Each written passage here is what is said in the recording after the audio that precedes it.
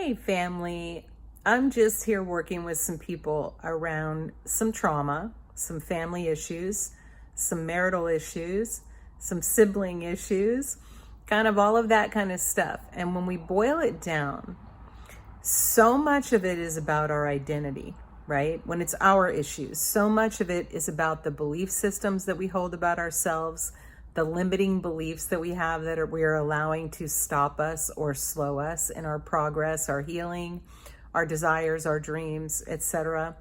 Environment is a huge one, right? Environment is key and family is key.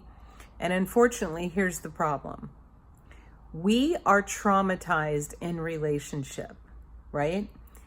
And when we seek healing, one of the reasons why life coaching is so important, therapy is so important, counseling is so important, we seek healing also through relationship.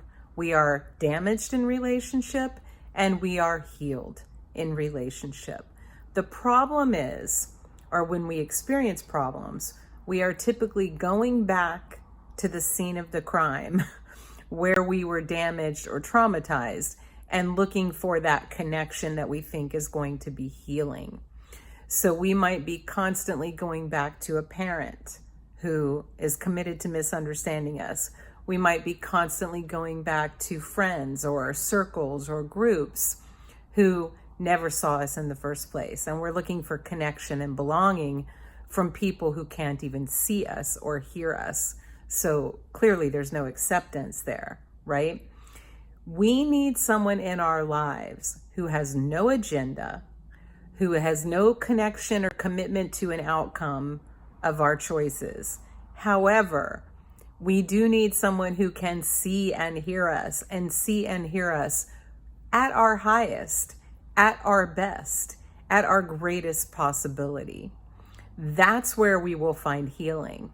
We need people who believe more than we do when we're in low moments, right? We all have low moments. I have low moments. Every therapist has low moments. Every life coach has low moments. Every doctor has low moments. Every surgeon. We all have low moments. That does not mean there's something wrong with us. That's part of being human. But we cannot go back and look for healing from the places that caused us trauma. We need safe space. We need to be able to rest our head. We need to be able to know that we can work through our trauma, work through our pain, work through our struggles in a loving and safe space. And so we need to be in a space where those old stories, not only, don't even call it history, because most of these stories were not true in the first place. So they're not even old stories. They're not history. They're fabricated stories. They're things that are not true, that we've been carrying or that people have been projecting onto us forever, right? Not working, not helping, not healing. Those stories are not, those projections are not going to help you heal. You need to be in a space where you can be seen and heard, right?